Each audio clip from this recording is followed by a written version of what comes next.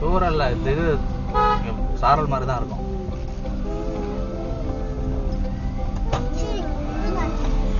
பார்க்க தோணலை, இதை பார்க்க தான் தோணுது, அது ஃபோனை பார்க்க தோணுது.